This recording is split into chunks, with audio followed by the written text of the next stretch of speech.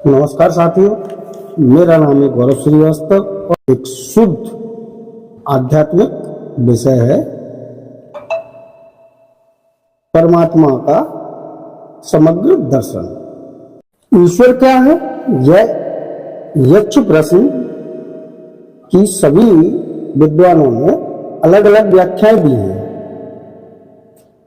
ईश्वर के बड़े बड़े मंदिर, मस्जिद, गुरुद्वारे भी बनवाए, परंतु किसी ने ईश्वर को समझने का प्रयास नहीं किया। इसी के लिए मैंने पीछे बहुत सारे वीडियो डाले हैं। परमात्मा दर्शन की विधि, परमात्मा की खोज, इस तरह के कई सारे वीडियो मैंने डाले हैं और वो डिस्क्रिप्शन में उनके लिंक मिल जाएंगे आपको। आप चाहें तो उनको सुन सकते हैं। क्या है कि मनुष्य ईश्वर, भगवान, इनकी खोज में तो लगा रहता है, पर उनको समझने का प्रयास ही नहीं करता, उनको जानने का प्रयास नहीं करता। वो क्या करता है कि ईश्वर से मांगने के लिए लगा रहता है। ईश्वर से अपना संबंध नहीं जोड़ना चाहता, भगवान से अपना संबंध नहीं जोड़ना चाहता। कितने सारे कथावाचक हैं जो अपनी कथाएं कहते हैं और लाखों लाखों की भीड़ होती है। वहां पर उपाय बताए जाते और वही उपाय वो करके अपनी उन्नति में लग जाते हैं। उन्नति कौन सी है? वो आर्थिक उन्नति। परमार्थिक उन्नति के बारे में नहीं सोचते बिल्कुल कि परमार्थिक उन्नति हो। आर्थिक उन्नति करनी है उन्हें। वर्तमान में जो भी कष्ट है उसका उपाय मिल जाए और वो आर्थिक उन्नति करते हैं, परमार्थिक नहीं। बात क्या है कि ईश्वर से हमें संबंध जोड़ना ही नहीं है, भगवान से। हमें तो बस रुपया पैसा मिले और कैसे भी मिले, बस सबका ये ध्येय है हर एक मनुष्य का। और यही एक सबसे बड़ी चिंता भी है और समस्या भी है। जिस दिन मनुष्य इस ध्येय से हटकर ईश्वर को अपना मानने लगेगा, भगवान को अपना मानने लगेगा, आप जिनको भी मानते हो, भोले बाबा, भगवान राम, भगवान कृष्ण, विष्णु जी, माता लक्ष्मी, माता दुर्गा, माता सरस्वती, जिसको भी मानते हो, उनसे मांगने में तो लगे, मगर उनसे अपना संबंध नहीं बनाना चाहते हैं आप। अध्यात्म का जो विषय है उसमें संबंध की बात होती। आप जितनी जल्दी भगवान से, ईश्वर से अपना संबंध स्थापित कर लेंगे, आपकी उन्नति होगी। पर मनुष्य क्या है कि उन्नति परमार्थिक ना चाहकर आर्थिक उन्नति के बारे में सोचता है, आर्थिक उन्नति के बारे में सोचता है, जो कि व्यर्थ और बेकार की बातें हैं। आर्थिक उन्नति आप कर रहे हो, आवश्यक है, पैसा, रुपया पैसा के बिना जीवन कैसे चलेगा, ये तो आवश्यक है, पर इतना आवश्यक नहीं है कि रुपये पैसे के लिए आप भगवान को छोड़ दो। भगवान के अगर दर्शन हो या भगवान अगर आपको चाहिए तो भगवान से भगवान को ही मांगना चाहिए, गुरु से गुरु को ही मांगना चाहिए। ये रुपया पैसा किसी काम का नहीं है, ये यहीं पड़ा रह जाता है। आप चाहे कितनी धन दौलत कमा लो, इसमें आपका बस क्या है कि जीवन का जो स्टाइल है, लाइफ स्टाइल जो है, वो थोड़ी सी बदल जरूर जाएगी, बाकी कुछ और हासिल नहीं होगा। और वहीं अगर आपने अपने गुरु का सानिध्य पा लिया, गुरु को ही पा लिया, या ईश्वर, इष्ट, जिनको भी आप मानते हैं, जिन पे आपका श्रद्धा है, विश्वास है, उनको अगर आपने मांग लिया उनको, तो आप ये समझ लीजिए कि आपने इस सृष्टि की समस्त दौलत पा ली। इस सृष्टि की समस्त दौलत आपने पा ली। पर ऐसा मनुष्य करता नहीं है। देखो कितनी अच्छी बात बताई, ये ईश्वर के बड़े बड़े मंदिर, मस्जिद, गुरुद्वारे भी बनवाए, परंतु किसी ने ईश्वर को समझने का प्रयास नहीं किया। कोई समझना नहीं चाहता उस बारे में। किसी ने कहा राम ही ईश्वर है, किसी ने कहा खुदा ही ईश्वर है, किसी ने कहा गुरु ग्रंथ साहब ही ईश्वर है। इसी बात पर युद्ध भी हुए। ईश्वर क्या है, इसके लिए लोग अपना लड़ते रहे, युद्ध करते रहे। पर वास्तविकता यह है कि जिसने जिस पर विश्वास कर लिया, जिसने जैसा अनुभव कर लिया, ईश्वर वैसे ही है। किसी ने कहा कि ईश्वर एक शक्ति है तो वो शक्ति है, किसी ने कहा कि वो साकार है, मनुष्य के जैसे दिखते, वो भी सत्य है, वो मनुष्य के जैसे दिखते। किसी ने कहा कि वो निराकार है तो निराकार भी है। वो हर अवस्था में उपस्थित है, उस पर विवाद नहीं किया जा सकता, उसको समझने की आवश्यकता है। जिसका जैसा अनुभव होगा ईश्वर के लिए, ईश्वर का दर्शन आपको वैसा ही होगा, परमात्मा का दर्शन वैसा ही होगा, बल्कि इससे भी अधिक घनीभूत रूप में परमात्मा यहां व्याप्त है, लेकिन हमको उसकी अनुभूति नहीं। जैसे एक पंखा चल रहा है, उसका कनेक्शन बिजली से, उसी से वह चलता है, लेकिन क्या हमें बिजली दिखाई देती है? नहीं दिखती। तो क्या इसका मतलब ये बिजली है नहीं? बिजली तो है, वो कार्य कर रही है। हम चाहे हम बिजली की तार को कितना भी छुए, कोई असर नहीं करेगी, क्योंकि उस पर एक इंसुलेटर लगा हुआ है, आवरण चढ़ा है। इस आवरण के कारण बिजली हमें दिखाई नहीं देती, पर उसका कार्य दिखता है। यहां की सृष्टि आत्मा और प्रकृति से हुई है। ये जो सृष्टि है ये आत्मा और प्रकृति से हुई है। प्रकृति से ही निर्माण होता है, आत्मा का उसमें वास होता है। ये जो प्रकृति दिख रही है आपको, उसमें आत्मा का वास है, इसीलिए है। दोनों का गहरा संबंध है। बिना आत्मा के प्रकृति कोई कार्य नहीं कर सकती। प्राकृतिक शरीर ही तो है, इसमें आत्मा है, इसलिए हम चल रहे हैं। आत्मा निकल जाए तो पड़ा रह जाएगा। बिना आत्मा के प्रकृति कोई कार्य नहीं कर सकती। दोनों एक दूसरे पर निर्भर है। आत्मा भी है, प्रकृति भी है, लेकिन आत्मा किसी को दिखाई नहीं देती। ऐसे बिजली किसी को दिखाई नहीं देती, पर वो कार्य कर रही है। कौन कह सकता है कि बिजली नहीं है? बल्ब जल रहा है, इसका मतलब बिजली है। ये शरीर चल रहा है, इसका मतलब आत्मा है। प्रकृति दिखाई पड़ती है, आत्मा दिखाई नहीं पड़ती, जबकि आत्मा हर जगह व्याप्त है आत्मा। हर जीव में आत्मा व्याप्त है, तभी वो जीव चल रहा है, चाहे मनुष्य हो, पशु हो, पक्षी हो, जीव हो, जंतु हो, कोई सब में आत्मा का वास है, वो व्याप्त है, इसीलिए चल रहा। पर आत्मा दिखाई देती है? नहीं देती। हर जीव में परमात्मा का निवास है, हर जीव में परमात्मा का निवास है। शरीर के हर एक हिस्से में परमात्मा का निवास है, प्रकृति के हर हिस्से में परमात्मा है। बिना परमात्मा के यह प्रकृति रह नहीं सकती। दोनों के साथ से ही यह संसार बनता है, दोनों के ही साथ से यह संसार बनता है। ईश्वर को हम देख नहीं पाते, लेकिन प्रकृति को देख सकते। ईश्वर को हम नहीं देख पाते। क्यों नहीं देख पाते? डिस्क्रिप्शन में बहुत सारे वीडियो के लिंक दिए हुए हैं, उसमें एक वीडियो का लिंक मिलेगा, गुरु बिना परमात्मा का दर्शन दुर्लभ। उसके 3 वीडियो आप उनको देखें, सुने, आपको समझ आएगा। बहुत विस्तार से उसमें जानकारी दी गई है।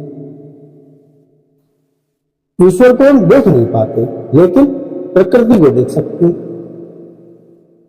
परमात्मा को भी हम मनुष्य रूप में ही देखना चाहते हैं, उसे भी आवरण में देखना चाहते हैं। यही समस्या है। किसी ने राम माना, किसी ने शिव माना, उसके भी अनेक भाग कर लिए। लेकिन वास्तव में ईश्वर क्या है? मैंने भगवान राम का दर्शन कर लिया, लेकिन दर्शन यही नहीं है। जैसे हमें प्यास लगी है, अगर हम पानी देख लें तो उससे प्यास बुझेगी क्या? प्यास तो नहीं बुझेगी। इसके लिए पानी को पीना पड़ेगा। ऐसे ही हमने भगवान के दर्शन कर लिए या राम के दर्शन कर लिए तो क्या हमारा काम हो गया? काम तो नहीं हुआ। राम को हमें रोम रोम में बसाना पड़ेगा, तब हमारा काम चलेगा, तब हमारा काम होगा। ऐसा काम नहीं चलेगा कि राम के दर्शन कर लेने से आपका काम चल गया। काम नहीं चलेगा। काम तब चलेगा जब राम को अपने रोम रोम में बसा दो और राम में होगा।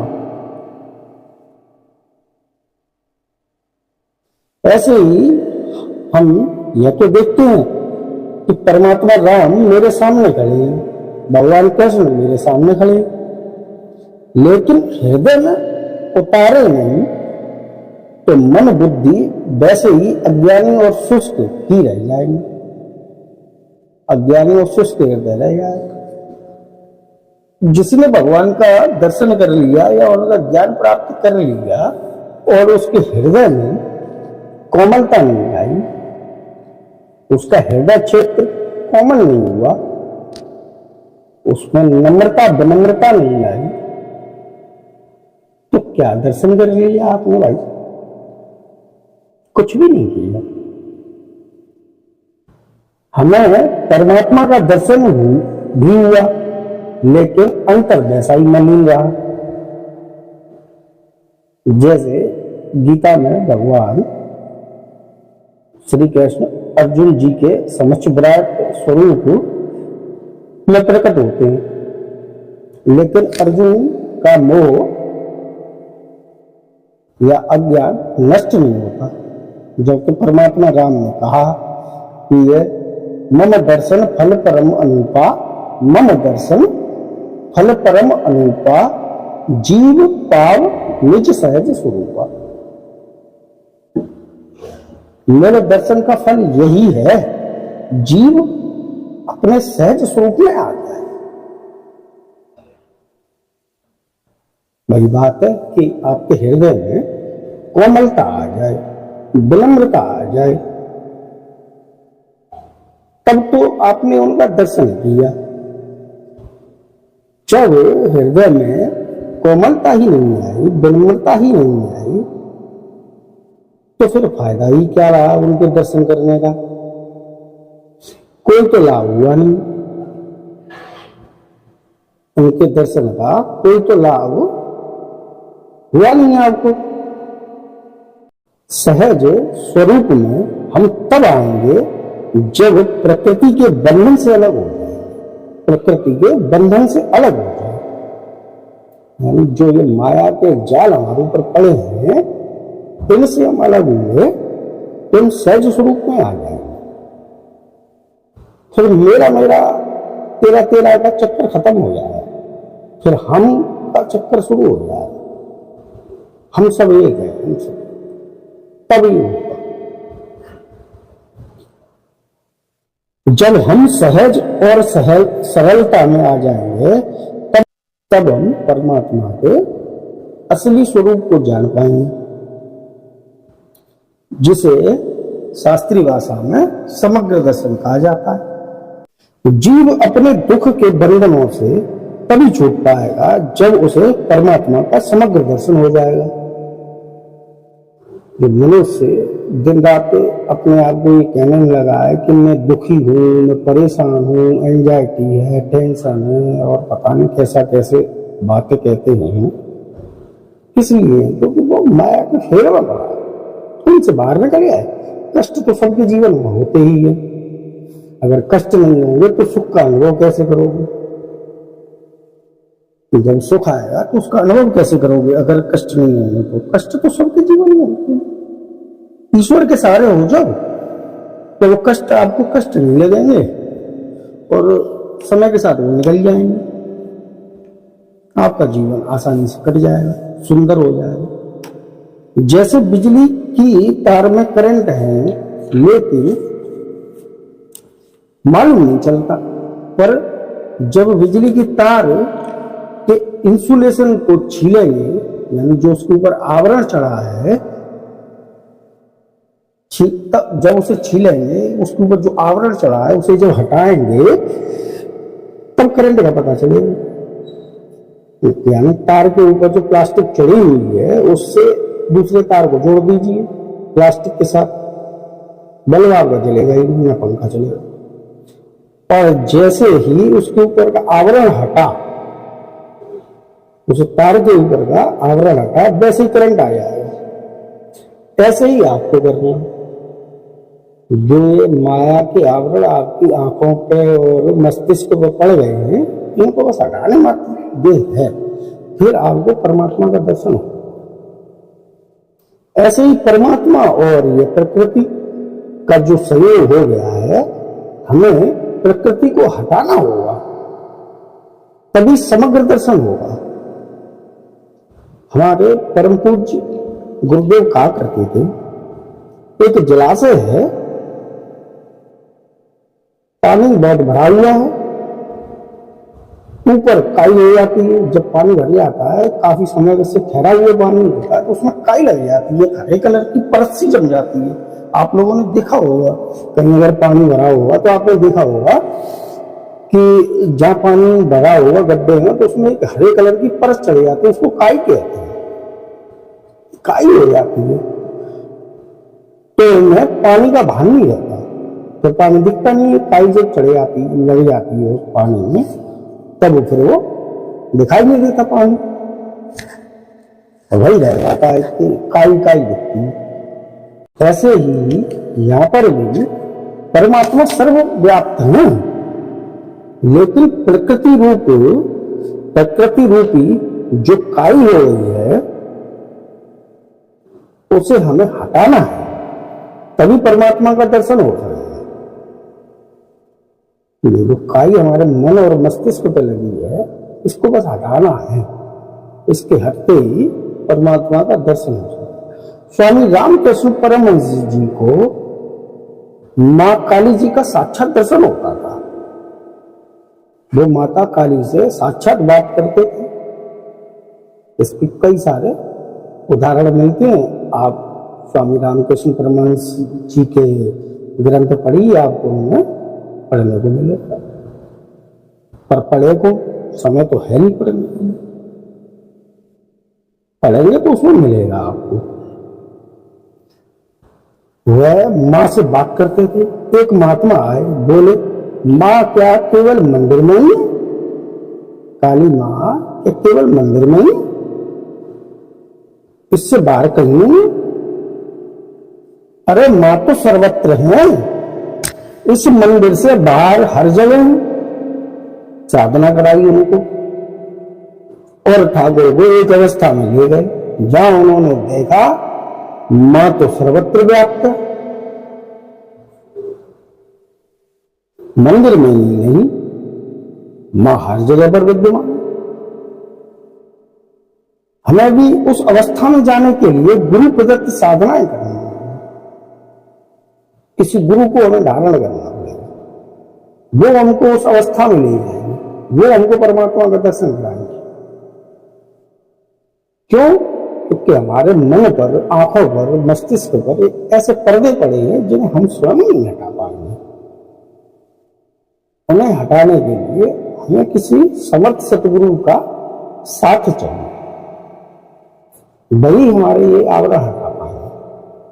साधना करते करते हमें स्थूल, सूक्ष्म, कारण से परे इन चार अवस्थाओं में से गुजरना होगा, तब हमें परमात्मा के चार स्वरूप नजर आए। स्थूल में अपने सामने परमात्मा, गुरु को देखोगे, गुरु के रूप में परमात्मा दिखेंगे आप। सूक्ष्म में मैं और गुरु एक हो जाएंगे। जब सूक्ष्म शरीर हो जाएगा, तब आपको मैं और गुरु एक ही दिखेंगे। मैं और मेरे गुरु एक ही है सूक्ष्म में, और कारण में कोई गुरु भी नहीं रहेगा। 4 प्रकार की अवस्था होती है। स्थूल जो आप ये देख रहे, सूक्ष्म वो आत्मा, कारण वो आत्मा का एक स्वरूप है, फिर वो कारण से भी परे वो भी एक आत्मा का स्वरूप है।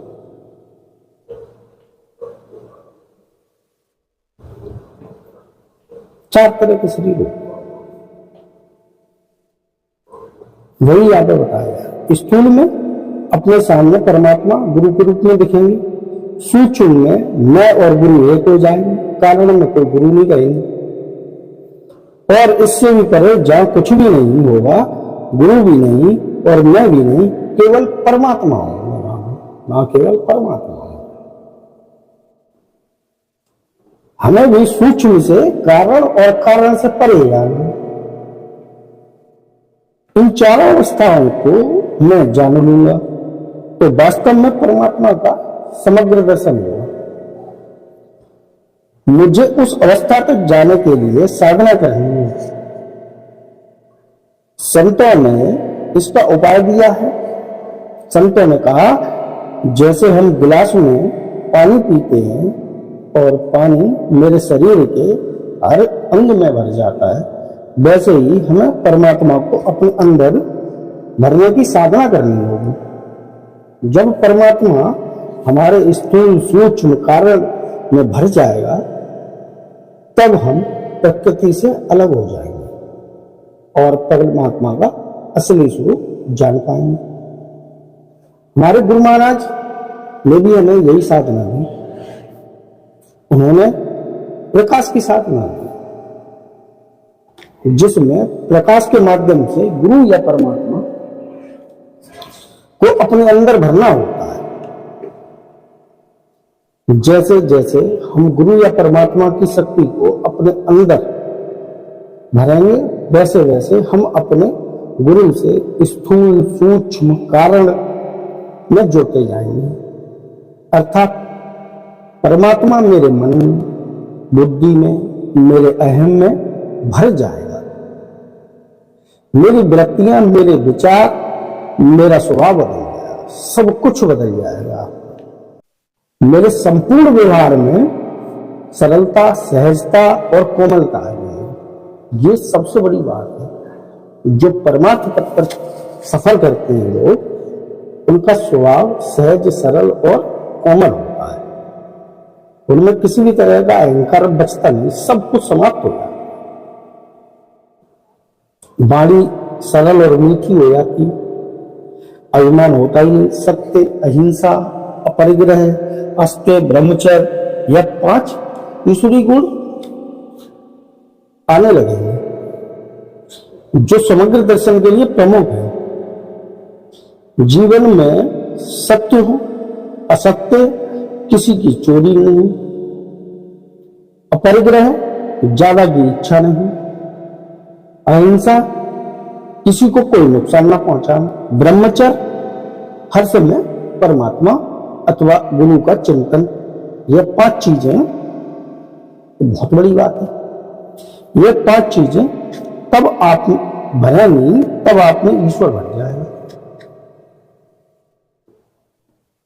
आप कुछ भी कहेंगे, सत्य हो जाएगा, सत्य भर जाएगा आपके अंदर। जैसे पानी पीने पर प्यास बुझ जाती है, वैसे ही मनुष्य में सत्य भर जाएगा। जो किसी की चोरी अर्थात किसी दूसरे की वस्तु देखकर अपने पास होने की इच्छा नहीं करता, किसी के संतुष्टि हो जाती है, हमारे अंदर परमात्मा भर जाएगा। उसके आनंद में हम मग्न हो जाएंगे। आप प्रकृति से निरपेक्ष हो जाएंगे, आत्मा से जुड़ जाएंगे। यही परमात्मा का समग्र दर्शन है। तो साथियों, आज का विषय था परमात्मा का समग्र दर्शन। आप चाहें तो चैनल को सब्सक्राइब कर लीजिए, जिससे कि आपको इस तरह के वीडियो देखने के लिए नोटिफिकेशन प्राप्त हो जाया करेगा। और वीडियो को अपने मित्रों के साथ, परिजनों के साथ शेयर करें, जिससे कि वो भी इस बात को जान सकें। वीडियो आपको कैसी लगी कमेंट करके अवश्य बताएं। आप सब अपने धैर्य से सुना, आपका बहुत बहुत धन्यवाद। जय श्री राम।